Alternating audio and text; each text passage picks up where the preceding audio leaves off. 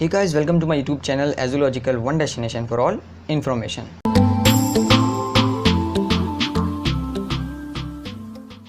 तो फ्रेंड्स, आज हम स्टार्ट करने वाले हैं class 12 history chapter number 4 thinkers believes and buildings का पार्ट नंबर 2। जी हाँ, अगर आपने अभी तक पार्ट 1 नहीं देखा है तो आपको डिस्क्रिप्शन में जो नीचे लिंक है प्लेलिस्ट की, वो पूरी की पूरी प्लेलिस्ट की लिंक आपको मिल जाएगी। वहाँ पर जाकर आप जो है पार्ट 1 इस चैप्टर नंबर 4 का देख सकते हैं।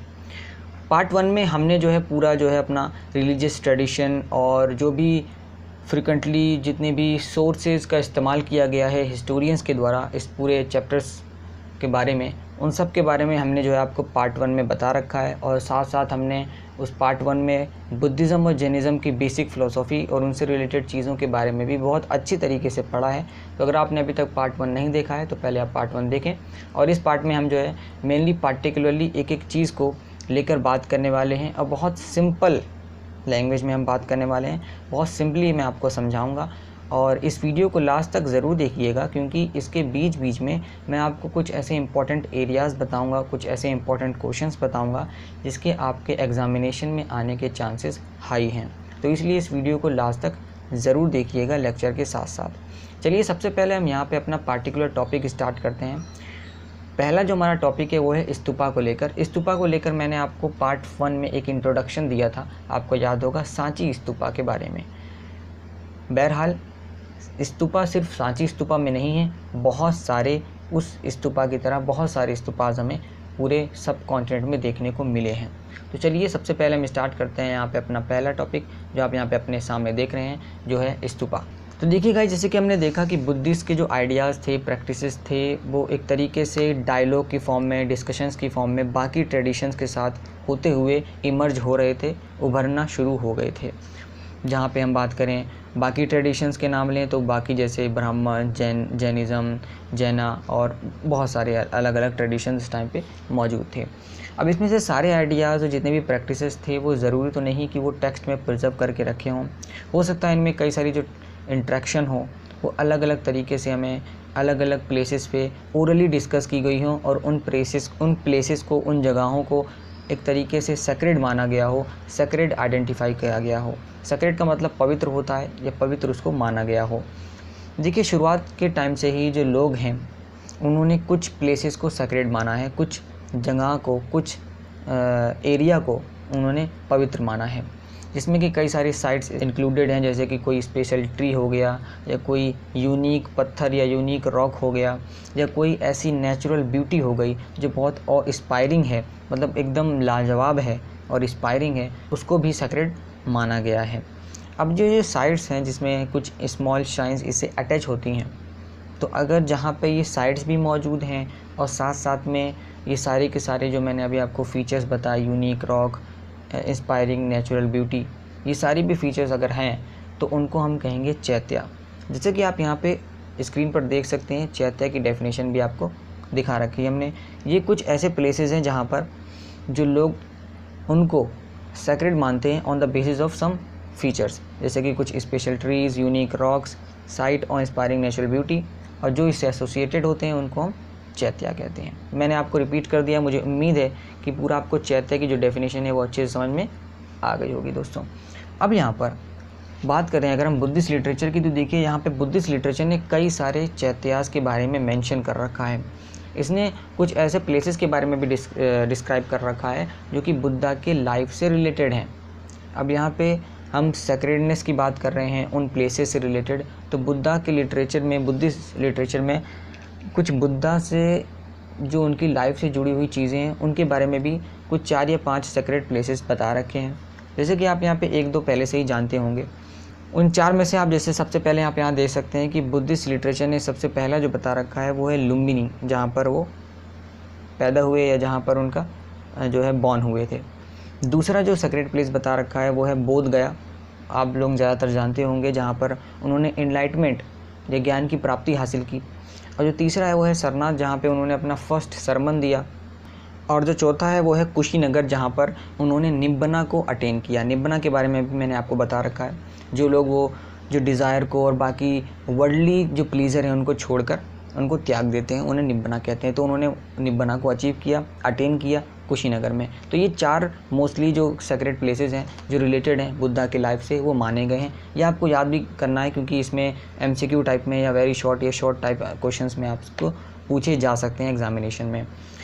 दोस्तों अगर हम बात करें तो ग्रेजुअली जो ये सारे के सारे प्लेसेस हैं इनको सेक्रेड माना जाने लगा और हम जानते हैं कि 200 साल के बाद लगभग अशोका ने यहाँ पर एक पिलर भी बनवाया था लुम्बिनी में, ताकि ये फैक्ट को मार्क किया जा सके कि उन्होंने उस जगह को, उस सेक्रेड प्लेस को विज़िट भी किया है।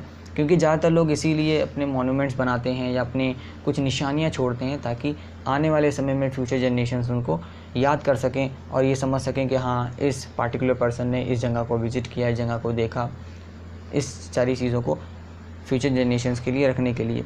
अब यहाँ पे दोस्तों अगर हम बात करें स्तूपा की एकदम डेफिनेशन के बारे में, मीनिंग के बारे में, तो देखिए स्तूपा की एक डायरेक्ट डेफिनेशन हम कह सकते हैं कि mounts where the relics of the Buddha such as his bodily remains और object use by him were buried one known as stupa. Simply जहाँ पर बुद्धा से रिलेटेड जो भी ऑब्जेक्ट्स हैं, जो भी ढेर हैं, जो भी बचे कुछ एक कलेक्शंस ऑफ ऑब्जेक्ट्स हैं, माउंट्स हैं, जैसे कि उनकी बॉडीली रिमेन्स, कुछ बॉडी की कोई भी रिमेन्स हो, कोई भी उनसे इस्तेमाल किया गया कोई भी ऑब्जेक्ट हो जो कि बरीड हो, जिनको दफना रखा हो, प्रिजर्व कर रखा हो, उसको हम क्या कहते हैं? उसको हम कहते हैं गाइस स्तूपा।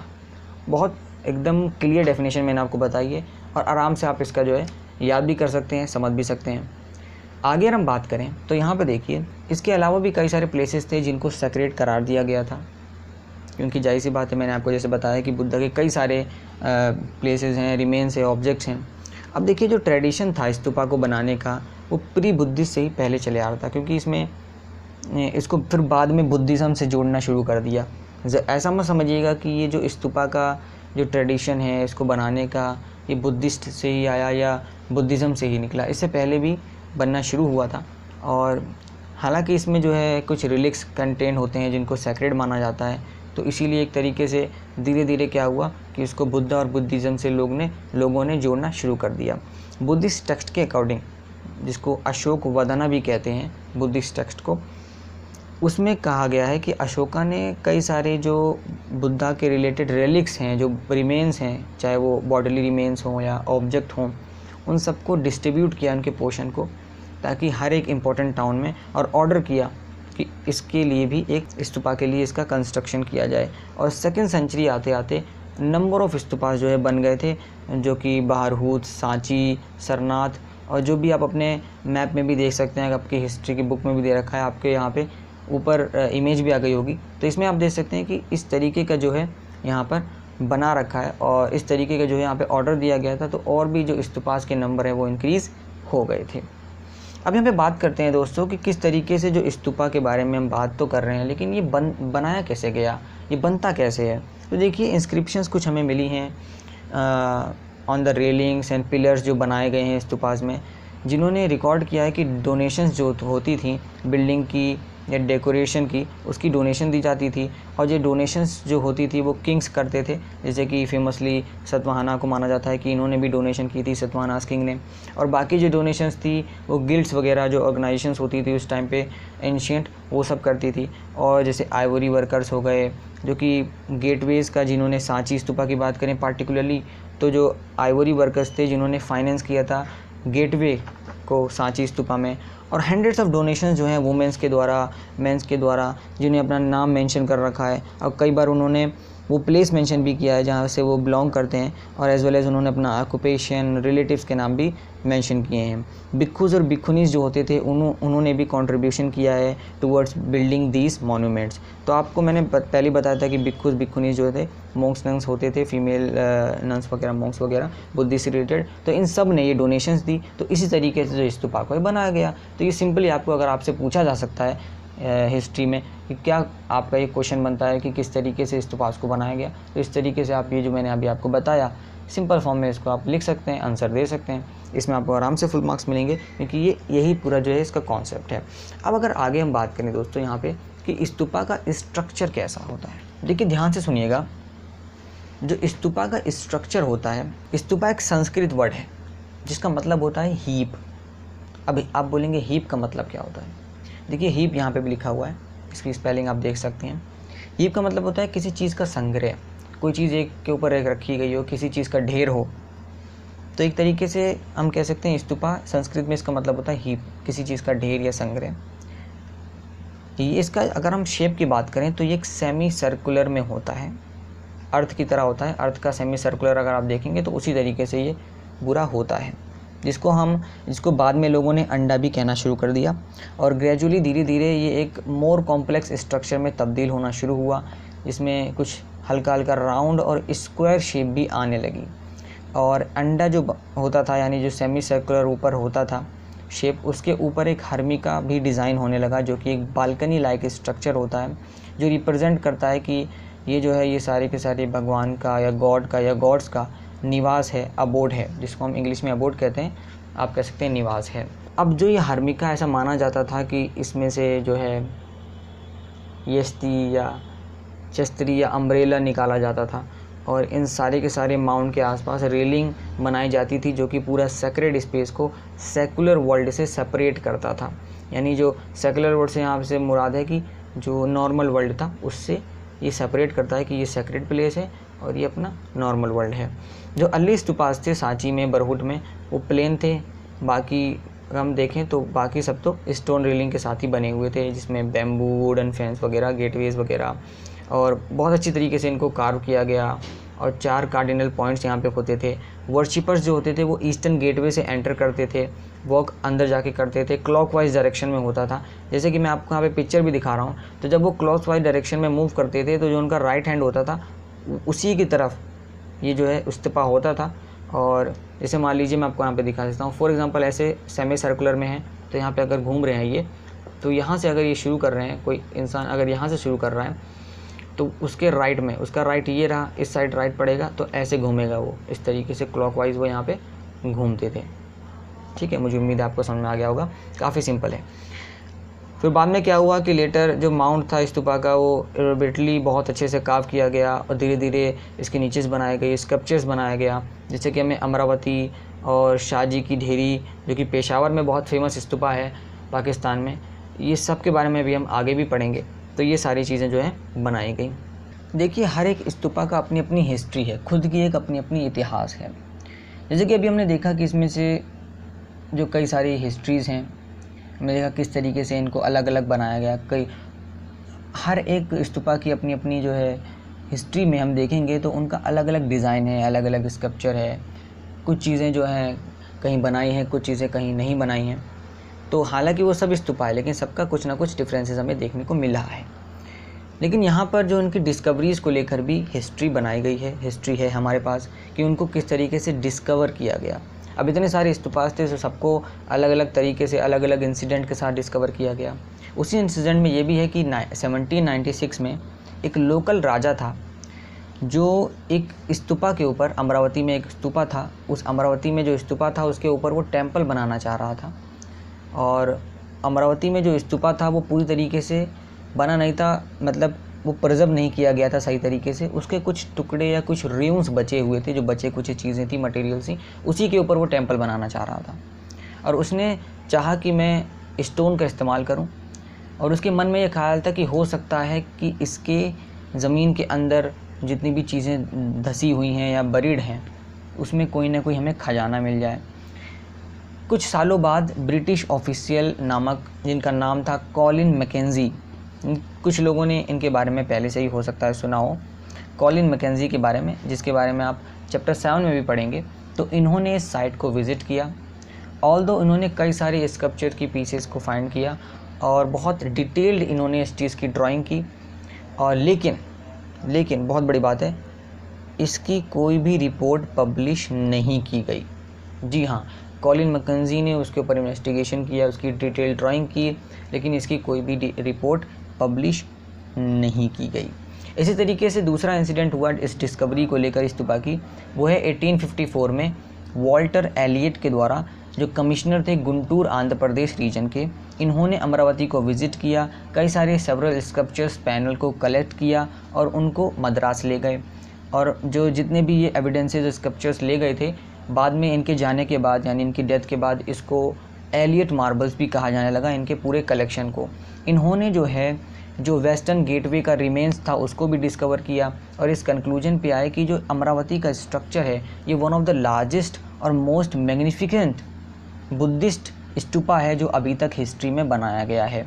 1850 तक आते आते जो कई सारे स्लैब्स हैं अमरावती के वो धीरे धीरे अलग अलग जगहों पे ले जाना शुरू किया गया, जैसे कि कुछ इसके हिस्से जो है उठा के materials Asiatic society of Bengal में कलकत्ता में दिया गया, कुछ जो है इंडिया के ऑफिस मद्रास में दिया गया और यहाँ तक कि कई सारे इसके स्लैब्स अमरावती स्तूपा के उठा के लंदन भी ले जाया गया। अब ये अनयूजुअल नहीं है कि हर जगह इसका जो स्कल्पचर्स के जो स्लैब्स हैं या अलग अलग स्कल्पचर्स हैं वो हमें धीरे धीरे ब्रिटिश एडमिनिस्ट्रेटर्स के ज़्यादातर गार्डन्स में मिलना शुरू हुआ। इनफैक्ट अगर कोई भी नया ऑफिशियल आता था तो वो क्या करता था, जितने भी अगर उसे इस टाइप के स्कल्पचर दिखते थे तो उसे रिमूव कर देता था उस साइड से ऑन द ग्राउंड कि ये जो है पहले ऑफिशियल्स आए थे उन्होंने भी यही किया था तो हम भी इसको रिमूव कर रहे हैं इस जगह से। तो कुल मिला के बात करें तो डिस्कवरी तो हो रही थी लेकिन उसको उस तरीके से प्रिजर्व नहीं किया जा रहा था, उस तरीके से इसको फोकस या इसको इतना तवज्जो नहीं दी जा रही थी जितना दी जानी चाहिए थी। तो जैसा कि मैंने आपको बताया कि इतना अच्छे से उसे प्रिजर्वेशन नहीं की जा रहा था, हालांकि डिस्कवरी हो रही थी लेकिन नहीं था।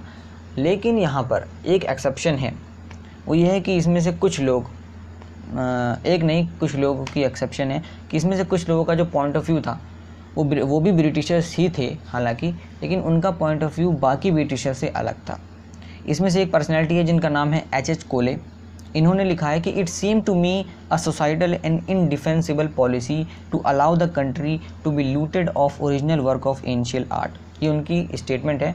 ये कह रहे हैं कि ये मुझे एक तरीके से सोसाइटल लगता है, ये एक इनडिफेंसिबल पॉलिसी लगती है कि किसी कंट्री को अलाउ करना कि उसके एंशियंट आर्ट के जो जितने भी ओरिजिनल काम है उसको लूटना, ये एकदम सोसाइटल लगता है, एक इनडिफेंडेबल पॉलिसी लगती है मुझे।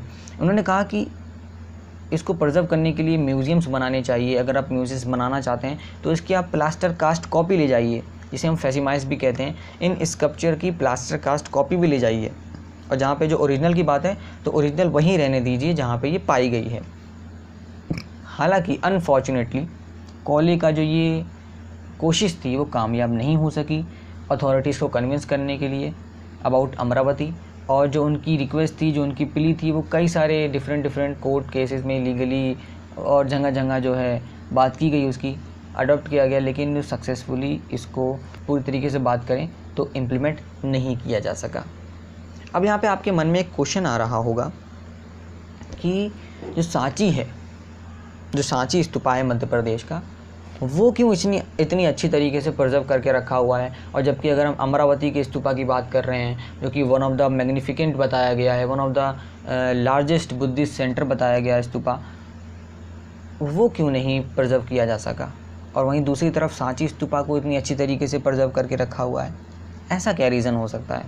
तो देखिए, मैं आपको बताना चाहता हूँ कि अमरावती जो था वो तब डिस्कवर किया गया जब स्कॉलर्स को या हिस्टोरियंस को इसके बारे में, इसकी चीज़ को लेकर असली वैल्यू की मालूमात नहीं थी। यानी उन्हें जो भी फाइंड्स हो रहे थे उसकी असली अहमियत नहीं पता थी। उनको इस चीज़ का रियलाइजेशन बाद में जाके हुआ, ठीक है। तो उन्होंने क्या किया, इसको फाउंड किया और उनको हटा दिया, मतलब रिमूव कर दिया। लेकिन जब सांची को डिस्कवर किया गया 1818 में, तो हम इसमें देखा गया कि इसमें 4 गेटवेज थे, जिसमें कि 3 अभी भी मौजूद है। जो चौथा था वो भी हल्का फुल्का, उसका कुछ ना कुछ जो रिमेन्स है, माउंट्स हैं, वो सब गुड कंडीशन में अभी भी हैं। इवन सो ये सजेस्ट किया गया था कि जो गेटवे है इसको या तो पेरिस ले जाइए, लंदन ले जाइए, हालांकि ऐसा नहीं हुआ। Finally a number of factors जिसने मदद की सांची को जैसा भी है वैसा प्रिजर्व रखने के लिए। जहाँ पे हम बात करें दूसरी तरफ, जो महाचैत्य है अमरावती में, वो तो जस्ट एक इनसिग्निफिकेंट लिटिल माउंट बचा हुआ है, जो कि पहले जो ग्लोरी थी वो अब उसकी नहीं रह गई। तो ये मैं कह सकता हूँ टाइम पीरियड का डिफरेंस है और रियलाइजेशन का डिफरेंस है कि लोगों को उसके बारे में ज़्यादा मालूमात नहीं थी। धीरे धीरे इसके बारे में पता चला तो फिर जो प्रिजर्वेशन का प्रोसेस है वो किया गया, उसको बचाया गया। लेकिन तब तक जो है अमरावती की जो बात की गई उसको सक्सेसफुली अच्छी तरीके से प्रिजर्व नहीं किया जा सका। गाइस, जैसे कि आप यहाँ पे देख सकते हैं, मैंने आपको जो पार्ट 1 में बताया था इंट्रोडक्शन कि किस तरीके से जो बंगाल की रूलर्स थी, बेगम थी, नवाब्स थी, उनका क्या रोल था सांची स्तूपा को प्रिजर्व करने के लिए। क्योंकि देखिए, उन्होंने भी बहुत बड़ा रोल अदा किया था। ब्रिटिशर्स की जो उस टाइम पे हुकूमत थी वो तो थी थोड़ी बहुत 1800s के आसपास, लेकिन जो डोमेस्टिक रूलर्स थे या डोमेस्टिक जितने भी नवाब या बेगम्स कह लीजिए, उन्होंने भी बहुत बड़ा रोल अदा किया था। मैं कह सकता हूँ more than that of Britishers, उन्होंने रोल अदा जो है अपना किया था। तो उसके बारे में मैंने आपको पार्ट 1 की शुरुआत में बता रखा है, तो मुझे नहीं लगता है कि इसको दोबारा एक्सप्लेन करने की ज़रूरत है, वरना और लंबा हो जाएगा क्योंकि रिपीट हो जाएगा। और उसको मैंने बहुत एलोबरेट करके बताया हुआ है पार्ट 1 के शुरुआत में ही, तो अब आपने मुझे उम्मीद है देख लिया होगा, तो आप यहाँ पे इसको नोट डाउन भी कर सकते हैं। आगे जो हमारा टॉपिक है वो हम बात करने वाले हैं स्कल्पचर्स के बारे में, जो भी हमें सांची में मिला है। गाइस, जो अभी तक हमने देखा है कि किस तरीके से जो स्कल्पचर्स थे उनको रिमूव किया जाता था और उसको कभी ट्रांसपोर्ट किया जाता था यूरोप में, ये पार्शली हुआ है क्योंकि कई सारे उनको ऐसा लगता था कुछ लोगों को कि ये ब्यूटीफुल है, वैल्यूएबल है, तो इसको हम अपने पास रख लेते हैं। ये एडमिनिस्ट्रेटर्स के जो भी हिस्सेदार लोग थे वो लोग ऐसा करते थे। और अगर हम मोर क्लोजली देखें तो हमें कई सारे ऐसे स्टोन्स मिले हैं जिसमें स्टोरीज़ के बारे में भी बता रखा है ना, जहाँ पे आपने देखा होगा कि कई सारे स्टोरी टेलर्स होते थे जो चरण चित्र एक होता है जिसको हिंदी में चरण चित्र कहते हैं, जहाँ पर कपड़े के ऊपर या पेपर के ऊपर पिक्चर उनके ऊपर बनी होती है, जहाँ पर वो पिक्चर को पॉइंट करते हुए अपने हिसाब से स्टोरी बताते हैं उस पिक्चर को देखते हुए। तो इस तरीके से ही हिस्टोरियंस का भी कुछ काम रह गया था, जहाँ पर फिगर 4.13 में आप देखेंगे तो उनको भी ऐसी इन्वेस्टिगेशन करनी थी। फर्स्ट साइड में देखेंगे तो आपको लगेगा जो स्कल्पचर है कोई रूरल सीन दिखाने की कोशिश कर रहा है, जहाँ पर कोई झोपड़ी है, कोई ट्रीज़ है, झोपड़ी थैच हट्स बताया गया है जिसमें फूस की झोपड़ी या ट्रीज़ हैं, ऐसा कुछ दर्शाया गया है रूरल सीन। हालांकि जो आर्ट हिस्टोरियंस हैं उन्होंने केयरफुली इसको स्टडी किया इस स्ट्रक्चर को और इसको आइडेंटिफाई किया है कि ये तो एकदम एक लिटरेचर है जिसमें ये एक इस तरीके का सीन दर्शा रखा है। इस लिटरेचर का नाम है वैसंतरा जटाका, वहाँ से ये ऐसा लग रहा है कि इसको लिया गया है, सीन को बनाया गया है। फिर उन्होंने देखा कि ये तो एक स्टोरी है अबाउट अ जेनरस प्रिंस जिन्होंने अपनी सारी की सारी चीज़ें जो है ब्राह्मण को दे दिया था और वो जो है रहने चले गए थे अपनी वाइफ के साथ, चिल्ड्रन के साथ फॉरेस्ट में। और जैसे कि आप इसमें देख भी सकते हैं इस केस में कि हिस्टोरियन जो हैं इस स्कल्पचर की मीनिंग को समझने के लिए, इस चित्र को अगर आपकी भाषा में कहें जो ये चित्र बन के आ रहा है, ड्राइंग बन के आ रही है, इसको समझने के लिए क्या किया, जो भी उससे रिलेटेड टेक्सचुअल एविडेंस हैं उनको कंपेयर किया इन सारे स्कल्पचर के साथ, ताकि इसको और अच्छी तरीके से इसका मतलब समझ सकें। और मैं तो कहता हूँ ये सबसे बढ़िया तरीका वन ऑफ द पूरे चैप्टर में हम देखें तो ये माना गया स्कल्पचर को समझने के लिए। अब हमें बात करते हैं कुछ, देखिए सिंबल्स थे। अब हम स्कल्पचर की बात कर रहे हैं तो स्कल्पचर में जाहिर सी बात है ड्राइंग्स अलग अलग बनाई गई हैं, तो इसमें कुछ सिंबल्स भी बनाए गए थे अलग अलग। अब जो आर्ट हिस्टोरियंस थे उनको क्या था कि वो हैगियोग्राफीज जो थी बुद्धा की उसको भी इस्तेमाल करते थे बुद्धिस्ट स्कल्पचर को समझने के लिए। हैगियोग्राफी के अनुसार बुद्धा ने जो एनलाइटमेंट अचीव किया था wild meditation under a tree, तो इनमें से कई सारे स्कल्पचर हैं जो कि बुद्धा को सीधे सीधे ह्यूमन फॉर्म में नहीं दिखाते, इंस्टेड वो उनकी जो प्रेजेंस है वो सिंबल के थ्रू, किसी निशान के थ्रू दिखाते हैं। जैसे कि आप यहाँ पे देख सकते हैं फिगर 4.14 में जो दर्शा रखा है कि जिसमें जो है बुद्धा जो है मेडिटेशन कर रहे हैं, और स्तूपा भी 4.15 में दिखा रखा है जहाँ पर रिप्रेजेंट किया जा रहा है महापरिनिब्बना को, लेकिन उनको जो है एक तरीके से किसी और सिंबल से दिखाया जा रहा है। और भी फ्रिक्वेंटली अलग अलग जो है सिंबल यूज़ किए गए हैं, जैसे कि व्हील यूज़ किया गया है। आप जो फिगर अभी देख रहे हैं 4.16, इस फिगर में व्हील को यूज़ किया गया है जो कि दर्शाता है कि ये एक व्हील जो है सिंबल है जो दर्शाता है कि बुद्धा ने जहाँ पे अपना फर्स्ट सरमन दिया था सरनाथ में उसको दर्शाता है ये।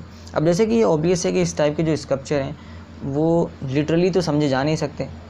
फॉर एग्ज़ाम्पल जो ट्री है, अब ट्री का मतलब ये तो नहीं कि ये ट्री ही है। अब कोई स्कल्पचर में ट्री बना दिया गया है तो इसका मतलब ये नहीं है कि ये ट्री है, इसकी गहराई को समझने की ज़रूरत है, बल्कि ये कोई इवेंट को सिंबलाइज़ करना चाह रहा है, किसी इवेंट की तरफ इशारा कर रहा है, या किसी इवेंट की सिंबलाइजेशन का एक तरीका है, उसका निशान हो सकता है। अब इसको समझने के लिए इन तरीके के सिंबल्स को हिस्टोरियंस को क्या करना पड़ता है, इसके पीछे की जो कहानी है या फिर जिन लोगों ने या जिस टाइम पीरियड में इसको बनाया गया है उसके पीछे की जानकारी लेना ज़रूरी बन जाती है इसको समझने के लिए। हालांकि गाइज़ यहाँ पर जो बाकी स्कल्पचर्स थे सांची जो में मिले हैं वो डायरेक्टली इंस्पायर्ड नहीं थे बुद्धिस्ट आइडिया से। जी हाँ, वो डायरेक्टली इंस्पायर्ड नहीं थे, क्योंकि इसमें से कई सारे स्कल्पचर में ऐसे मिले हैं जिसमें कोई ब्यूटीफुल वुमेन दिखाई गई है जो कि जो है झूल रही है, स्विंग कर रही है from the edge of the gateway के एज से, मतलब स्विंग कर रही है और उसने किसी ट्री को थामा हुआ है। तो शुरुआत में तो ये जो फिगर आप स्क्रीन पे भी देख रहे होंगे अभी, ये शुरुआत में तो स्कॉलर्स ने इसको थोड़ा इंटरेस्टिंग समझा, बहुत एकदम क्यूरियसिटी के साथ इसको जांचा, इसको परखा इस इमेज को लेकर, जो कि उन्हें लगा कि इसका कोई रिनंशिएशन नहीं है। फिर हालांकि जब इसको एग्ज़ामिन किया गया अच्छे से लिटरली ट्रेडिशन से, उनको रियलाइज़ हुआ कि ये एक कोई रिप्रेजेंटेशन हो सकता है जिसको संस्कृत में शालाभंजिका भी कहा जाता है। पॉपुलर बिलीफ की माने तो ये एक वुमेन हो सकती है जो टच कर रही है ट्रीज़ को ताकि वो फ्लावर और फ्रूट जो है बियर करें, फ्लावर और फ्रूट जो है उसमें से निकलना शुरू हो जाए। और ये भी हो सकता है कि इसको रिगार्डेड किया गया हो एक ऑस्पिशियल सिंबल और इसको इसीलिए इस स्तूपा में डेकोरेट करने की कोशिश की गई हो ताकि उसमें भी ऐसे ही कुछ चीज़ें हों, यानी एक तरीके से शुभ माना, हम कह सकते हैं शुभ माना गया है। शालाभंजिका मोटिव जो सजेस्ट करता है कि कई लोग जो बुद्धिज़्म में कन्वर्ट होते थे तो वो लोग क्या करते थे, जो उनके पुराने ट्रेडिशन होते थे या बुद्धिज़्म में कन्वर्ट होने से पहले जो वो पहले करते थे उनको भी इसमें मिला लेते थे, एनरिच कर देते थे। इवन जो नॉन बुद्धिस्ट बिलीफ होते थे, प्रैक्टिसेस होते थे, आइडियाज़ होते थे, उनको भी धीरे धीरे इसमें मिलाना शुरू कर दिया था। अब इसमें से कई सारे रिकरेंट मोटिव्स हमें मिलेंगे, स्कल्पचर मिलेंगे सांची में, जो कि एविडेंटली ड्राइव किए गए हैं किसी और ट्रेडिशन से, है ना, हालांकि वो बुद्धिस्ट से रिलेटेड नहीं है। इसी तरीके से बहुत सारी अलग अलग इमेजेस और भी अवेलेबल हैं, जो कि फॉर एग्ज़ाम्पल आप देखेंगे कि कई सारे फाइनेंस डिपिक्शन है किसी एनिमल्स की जो मिली हैं। अब इन एनिमल्स में एलिफेंट है, हॉर्सेस हैं, मंकीज़ हैं, कैटल हैं, मंकीज़ हैं, कैटल्स हैं, तो ये सारी के सारी मिली हैं। वहीं पे जटाका जो कि मैंने कहा लिटरली जहाँ पे बता रखा है इन सब के बारे में स्टोरीज़ है, जहाँ पर एनिमल की अगर स्टोरीज़ की बात करें जो कि डिपिक्ट की गई है सांची में, वो इसलिए हो सकती है क्योंकि इसमें से कई सारे जो एनिमल्स थे उनको कार्व किया गया ताकि एक लाइवली सीन बनाया जा सके, ताकि जो दर्शक हैं, जो व्यूवर्स हैं, उनका अट्रैक्शन इस तरफ लाया जा सके। ऑल्सो ये भी हो सकता है कि जो एनिमल्स थे उनको एक सिंबल की तरह यूज़ किया गया हो ह्यूमन एट्रीब्यूट्स को लेकर। फॉर एग्ज़ाम्पल जो एलिफेंट है उसको सिग्निफाई किया गया हो स्ट्रेंथ और विजडम को शो करने के लिए। बाकी इसमें एक और मोटिव है जो कि वुमेन का है, जो कि आप अपनी स्क्रीन पे देख रहे होंगे, जिसकी पिक्चर आप ध्यान से देखिएगा। इसमें जो वुमेन है उसके आसपास लोटस है और एक एलिफेंट भी दो बने हुए हैं जो कि उसके ऊपर जो है वाटर स्प्रिंग कर रहे हैं, वाटर छोड़ रहे हैं, ठीक है। और इसको हम कह सकते हैं कि संस्कृत में ये अभिषेक या कॉन्सिक्रेशन जो है परफॉर्म कर रहे हैं। वहीं पे कुछ हिस्टोरियंस ने इसको आइडेंटिफाई किया है माया के तौर पर। माया जो है गौतम बुद्ध की मदर का नाम था, और बाकी लोगों ने, बाकी स्टूडेंट्स ने इसको आइडेंटिफाई किया है पॉपुलर गॉडेस, बहुत पॉपुलर देवी थी कोई गजलक्ष्मी, उसके तौर पर लिटरली, जिसका मतलब होता है गजलक्ष्मी का गॉडेस ऑफ गुड फॉर्चून। इसको जो है एसोसिएट किया जाता है एलिफेंट के साथ। ये भी पॉसिबल हो सकता है कि जो डिवोटीज़ हैं उन्होंने इन स्कल्पचर को दोनों तरीके से आइडेंटिफाई किया हो, दोनों तरीके से समझा हो, माया के तौर पे भी और गजलक्ष्मी के तौर पे भी। ये भी हो सकता है कि ये सब जो है कई सारे सर्वर प्लस में हमें सरपेंट में देखने को मिला हो। ये जो मोटिव हैं जो पॉपुलर ट्रेडिशन से बनाए गए हैं, जो कि हो सकता है कि टेक्स्ट में रिकॉर्ड ना किया गया हो, लोगों ने अपने अपने हिसाब से पॉपुलर ट्रेडिशन के हिसाब से जो बाकी ट्रेडिशन थे उसे मिला के बनाया हो। और इंटरेस्टिंगली मज़े की बात यह है कि इसमें वन ऑफ द जो अर्लीस्ट मॉडर्न आर्ट हिस्टोरियंस हैं जिनका नाम है जेम्स फॉर्गसन, इन्होंने सांची को एक तरीके से सेंटर बताया है ट्री का और सर्पेंट वर्शिप का। हालांकि ये फैमिलियर नहीं थे बुद्धिस्ट लिटरेचर से, लेकिन तब भी इन्होंने कई सारी चीज़ों को ट्रांसलेट किया है और एक कंक्लूजन में पहुँचे हैं। तभी इन्होंने इस इमेजेस को कंक्लूजन पूरा स्टडी करने के बाद अपने आप पे इन्होंने ये जो है स्टेटमेंट कही है कि सांची तो एक तरीके से सेंटर है ट्री का और सर्पेंट वर्शिप का।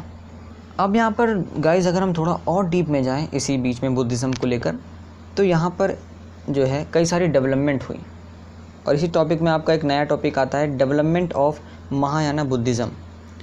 देखिए गाइस, फर्स्ट सेंचुरी आते आते हमें कई सारे ऐसे चेंजेस मिले बुद्धिस्ट के आइडियाज़ में, प्रैक्टिसेस में। जहाँ पे बात करें, जो अर्ली बुद्धिस्ट टीचिंग्स होती थी उसको ज़्यादा इंपॉर्टेंस दिया जाता था। फिर बाद में धीरे धीरे इसको सेल्फ़ एफर्ट में बात की गई कि इसको हम सेल्फ़ एफर्ट से ही अचीव कर सकते हैं, जो निब्बना की बात की गई है। और इसी के साथ साथ जो बुद्धा है उनको एक तरीके से ह्यूमन बीइंग के तौर पर देखा जाने लगा, जिन्होंने एनलाइटमेंट अचीव की। और निब्बना जो है कहा जाने लगा कि निब्बना हम अपने एफ़र्ट से ही अटेन कर सकते हैं। हालांकि धीरे धीरे जो आइडिया था वो एक सेवियर का, वो धीरे धीरे उभरना शुरू हुआ और लोगों ने ये बिलीव करना शुरू किया था कि वो सिर्फ बुद्धा वही थे जो ही साल्वेशन को इंश्योर कर सकते हैं, यानी सिर्फ गौतम बुद्ध ही हैं जो हमारे मुक्ति को इंश्योर कर सकते हैं।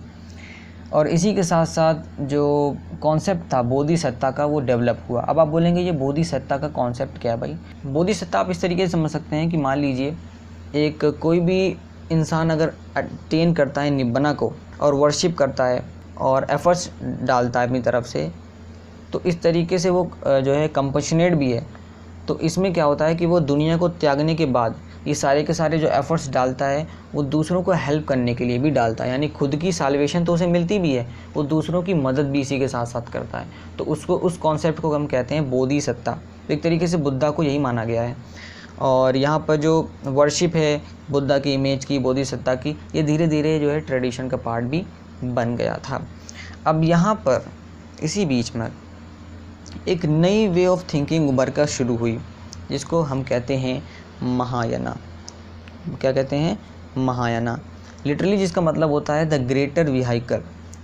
अब जिन्होंने इसको फॉलो किया उनको तो महायाना कहा, और जो ओल्डर बिलीफ को अभी भी फॉलो करते थे उनको कहा जाने लगा हिनायाना अकॉर्डिंग टू महायाना। यानी महायाना वाले उनको, जो ओल्डर ट्रेडिशन को अभी भी फॉलो करते थे, उनको हिनायाना कहते हैं। हालांकि जो हिनायाना हैं खुद, वो अपने आप को कुछ और कह के पुकारते हैं। वो कहते हैं कि हम हैं 13 वेद।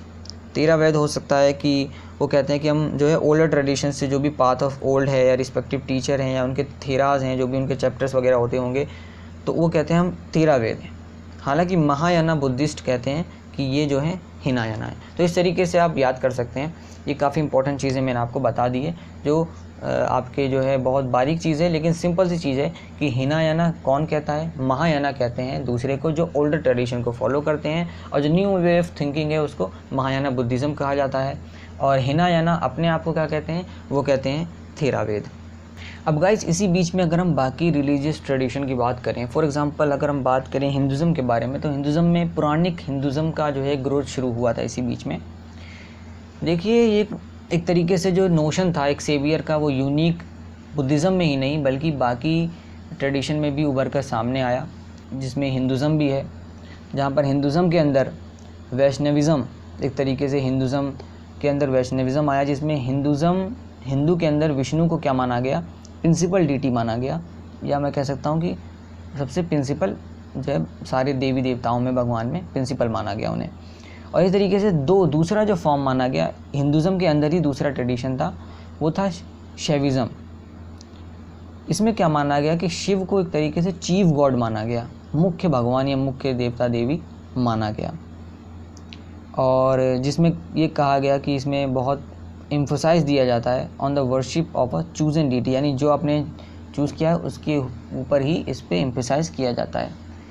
इस तरीके से जो वर्शिप का जो बॉन्ड है डिवोटी और गॉड के बीच में, उसको एक तरीके से लव, डिवोशन या भक्ति के तौर पर देखा जाने लगा। इस तरीके से कहते नहीं है कि कोई अगर शैविज़्म है या शिव की भक्ति करता है तो वो उसे शिव भक्त कहा जाता है। फॉर एग्जांपल शिव भक्त हो गया, विष्णु भक्त हो गया, इस तरीके से, यानी जो किसी भी पार्टिकुलर डीटी में या चूजन डीटी में जो खुद चुन लेता है, वो उसमें अगर एम्फसाइज करता है तो उसको उस चीज़ का भक्त कहा जाने लगता है, यानी डिवोशन भी कहा जाने लगता है। अगर हम बात करें वैष्णविज़्म के केस में, तो धीरे धीरे कल्ट्स डेवलप हो गए, अलग अलग कहा जाने लगा कि वो अवतार जो है अपनाते थे अलग अलग डीटी के। ऐसा माना जाता है कि वैष्णविज़्म में उन्होंने 10 अवतारों को अपनाया, और ये सारे के सारे जो फॉर्म्स लिए जाते हैं वो ऐसा अज्यूम किया जाता है, इसलिए लिया जाता है ताकि जब भी संसार में कोई भी ऐसी चीज़ आए जिससे डिसऑर्डर पैदा हो, डिस्ट्रक्शन हो, या कोई एविल फोर्सेस का डोमिनेंस हो, तो उससे बचाने के लिए ये सारे के सारे अवतार लेकर देवी देवता भगवान आते हैं। अगर हम ये कहें कि जो पूरी तरीके से जो भी लोकल डीटीज़ आई हैं इन सब को यूनिफाइड करने का एक तरीका भी ये हो सकता है। अकॉर्डिंग टू हिस्टोरियंस का कहना है कि ये जितनी भी लोकल डिटीज़ हमें मिली हैं, हो सकता है कि इनको यूनिफाइड करने के लिए ये जो अवतार का कॉन्सेप्ट है ये लाया गया हो, क्योंकि इसकी कई पॉसिबिलिटीज़ बन सकती हैं। आपको हिस्ट्री के अकॉर्डिंग ही पढ़ना है, तो ये मैंने तीनों चीज़ें आपके सामने रख दी हैं। अब इसमें से कई सारी जो फॉर्म्स थी उनको स्कल्पचर के तौर पर भी रिप्रेजेंट किया गया है, बाकी डिटीज़ में भी। फॉर एग्ज़ाम्पल अगर हम शिव की बात करें, जिनको लिंगा के तौर पर सिम्बलाइज़ किया गया है, ऑल्दो उनको ह्यूमन फॉर्म में भी रिप्रेजेंट किया गया है, लेकिन कई स्कल्पचर में इन्होंने इनको लिंगा की फॉर्म में सिम्बलाइज़ किया गया है। इस तरीके की जितनी भी रिप्रेजेंटेशन हैं वो एक कॉम्प्लेक्स सेट ऑफ आइडियाज़ को डिपिक्ट करती हैं about the deities on their attribute. जितने भी उनके देवी देवता हैं और जिनके भी उससे रिलेटेड चीज़ें हैं, उनके बारे में कोई ना कोई कॉम्प्लेक्स सेट ऑफ आइडिया को रिप्रेजेंट करता है उनके सिंबल के थ्रू। जैसे उनके कोई हेड ड्रेस है या कोई ऑर्नामेंट्स है या उनकी कोई अयोध्या मतलब उनके कोई वेपन्स है या कोई अलग से उनका ऑब्जेक्ट है जो वो अपने हैंड में लेकर चलते हैं। तो इस तरीके से आप देखेंगे अलग अलग जो भी डीटीज़ हैं, जो भी हिंदुज़म के अंदर आप देखेंगे जितनी भी डीटीज़ हैं, देवी देवता हैं, उनकी जब आप पिक्चर देखेंगे तो उनके आसपास जैसे कोई एनिमल्स होते हैं या कोई हाथ में कोई चीज़ होती है, इस तरीके के आप जो है चीज़ें देख सकते हैं, जैसे मैंने आपको बताया है। अब इन सब के बारे में हर एक चीज़ को लेकर अगर आपको मीनिंग पता करनी है तो हिस्टोरियंस क्या करते थे, इसकी पीछे की स्टोरीज़ को जानते थे। इनमें से कई सारी जो है पुराणाज में कंपाइल कर रखी हैं, और जो कंपाइल किया गया है ब्राह्मण्स के द्वारा अबाउट द मिडल, अगर हम बात करें तो फर्स्ट मिलीनियम ईसी के मिडल के बीच में इसको कंपाइल किया गया है।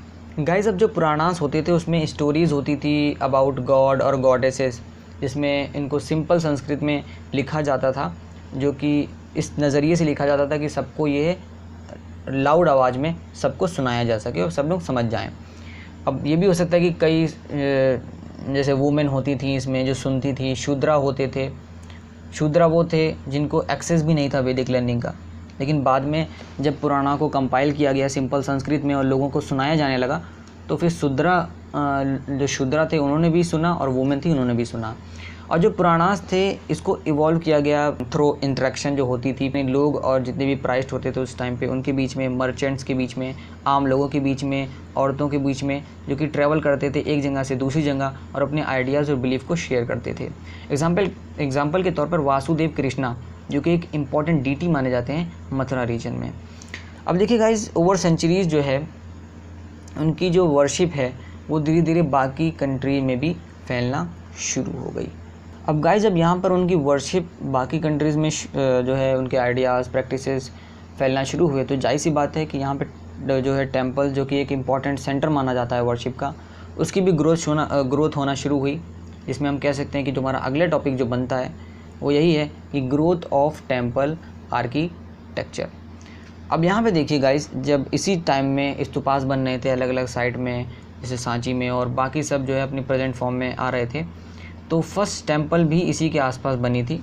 इसमें जो इमेजेस थे गॉड के, गॉडेसेस के, वो बनाए गए थे।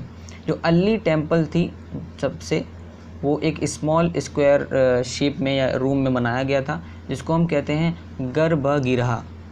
यहाँ पे आपको दिख भी रहा होगा गर्भगृह, मैं आपको हाईलाइट कर देता हूँ, ये देखिए गर्भगृह।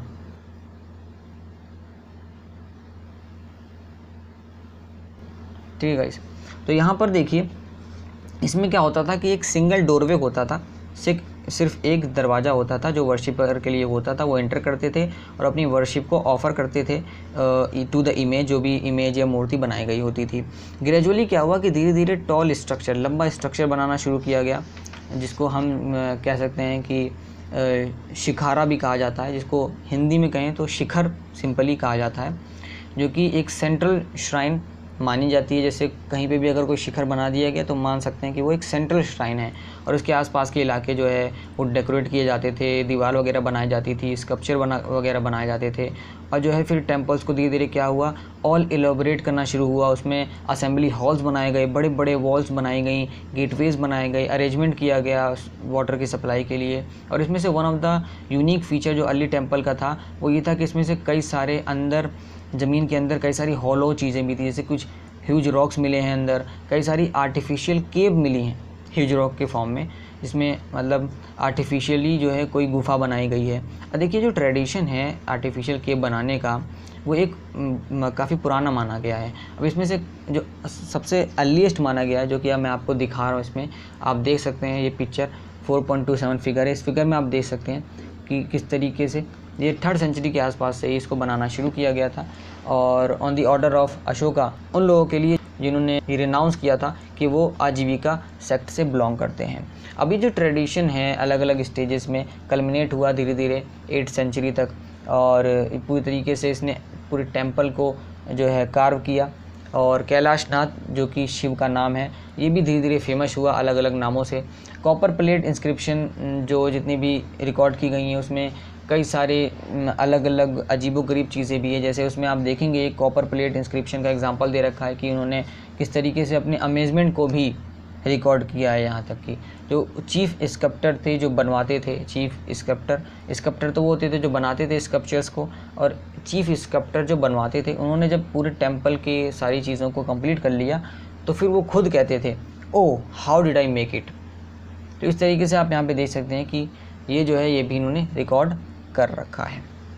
अब गाइज यहाँ पर हमारा अगला टॉपिक है वो बहुत ज़्यादा इंटरेस्टिंग है, क्योंकि देखिए ये रिलेटेड है पूरी तरीके से यूरोपियन स्कॉलर्स को लेकर। क्योंकि यहाँ पे जो यूरोपियन स्कॉलर्स थे वो शुरुआती टाइम पर उन्होंने ज़्यादातर जो काम है हिस्ट्री में किया था।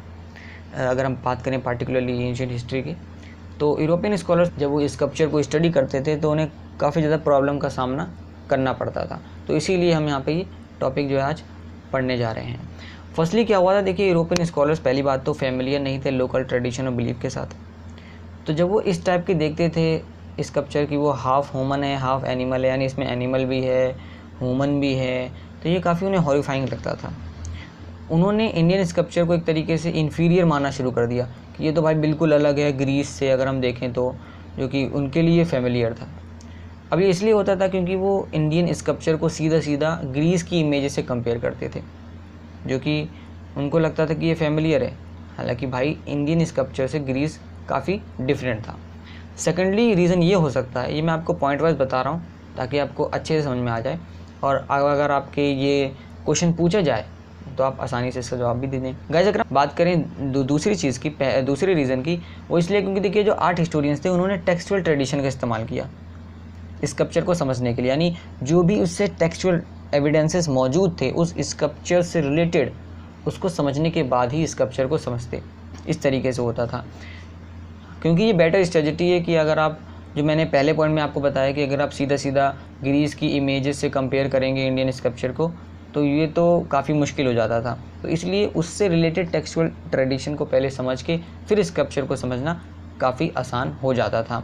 एग्जाम्पल के तौर पर अगर आपको कोई ह्यूज रॉक है उसको आइडेंटिफाई करना है और वो किसी स्कल्पचर का पार्ट है, तो महाबलीपुरम में तो आर्ट हिस्टोरियन ने क्या किया, सबसे पहले पुराणास को सर्च किया, उससे रिलेटेड जो भी टेक्सचुअल एविडेंस है उसको सर्च किया, उसके बाद यहाँ पर उन्होंने आगे इसमें अपनी रिसर्च आगे बढ़ाई।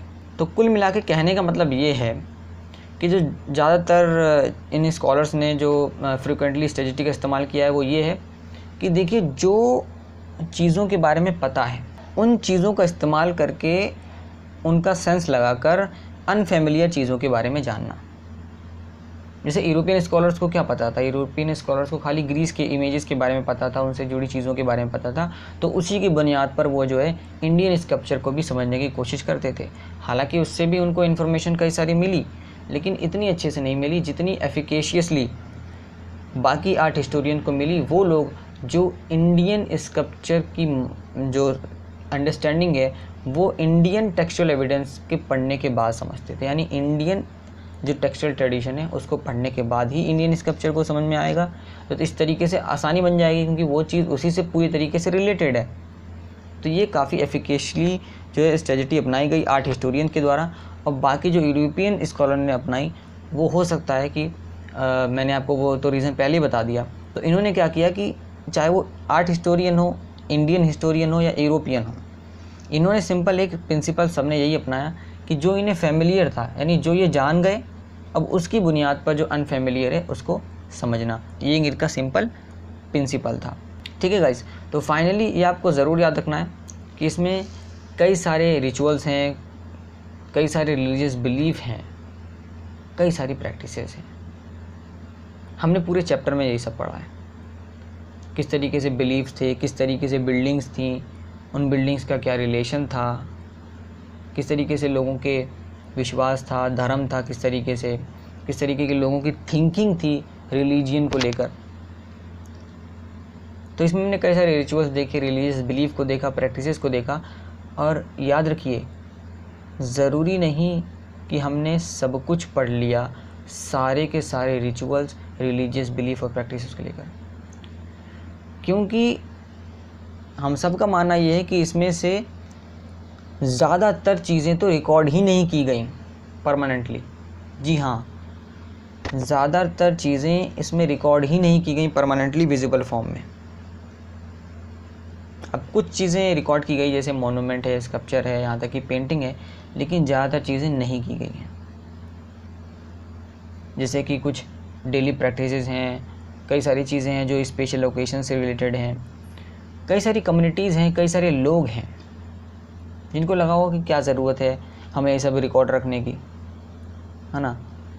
तो इवन दो उनके पास बहुत वाइब्रेंट ट्रेडिशन होगा, बहुत अच्छा खासा रिलीजियस एक्टिविटीज़ करते होंगे, फ़िलोसफिकल आइडियाज़ होंगे, लेकिन हो सकता है उन्होंने उस चीज़ को रिकॉर्ड ना किया हो। इनफैक्ट जो भी स्पेक्टेकुलर इंस्टेंसेस या मैंने एग्जांपल जो आपको समझाए हैं इस पूरे चैप्टर में, जो हमने इस चैप्टर में फ़ोकस किया है, वो हो सकता है सिर्फ बर्फ़ की सिर्फ ऊपर की परत हो, है ना, आइसबर्ग की सिर्फ खाली टिप हो, बर्फ़ की सिर्फ ऊपर की परत हो। वो कहने का मतलब है कि सिर्फ वो ऊपर से चीज़ें हों, हमें बहुत सारी चीज़ें ऐसी हो गई हों जो रिकॉर्ड ही ना हुई हों, तो इसलिए सामने ना आई हो। तो इस तरीके से आप समझिएगा कि ये हमने बहुत ज़्यादा नहीं पढ़ लिया, ये बहुत कम पढ़ा है और सिंपली तरीके से हमने इसको समझा है। तो मुझे उम्मीद है, ये तो सिर्फ जो लास्ट चीज़ें हैं ये मैं आपको ऐसे ही हिस्ट्री से रिलेटेड बता रहा हूँ ताकि आप अच्छे से समझ जाएँ, आपका कॉन्सेप्ट वगैरह जो भी इससे रिलेटेड है वो क्लियर हो जाए। बहरहाल बाकी जो हमने पूरा चैप्टर आपका कवर करा दिया है, ये पूरा चैप्टर आपका चैप्टर नंबर 4 पूरा फिनिश हो चुका है। मुझे उम्मीद है आपको जो पूरा चैप्टर है वो शुरू से लेकर अंत तक समझ में आ गया होगा। अगर आपके मन में अभी भी कोई डाउट रह गया हो तो आप कमेंट कर सकते हैं, हम उसका जवाब ज़रूर देंगे। अगर आपने अभी तक इस वीडियो को लाइक नहीं किया तो इस वीडियो को लाइक ज़रूर कीजिएगा। अपने दोस्तों के साथ अलग अलग सोशल मीडिया प्लेटफॉर्म पे जहाँ पे भी आपके दोस्त हैं उनको ज़रूर शेयर कीजिएगा ताकि उनको भी इस चैप्टर को समझने में मदद मिले। इसी के साथ मिलते हैं आपसे नेक्स्ट वीडियो में। तब तक के लिए आप हमारे चैनल पर विजिट करके और भी सारी स्टडी मटेरियल्स को यूटिलाइज़ कर सकते हैं। मिलते हैं आपसे नेक्स्ट वीडियो में, तब तक के लिए जय हिंद, जय भारत।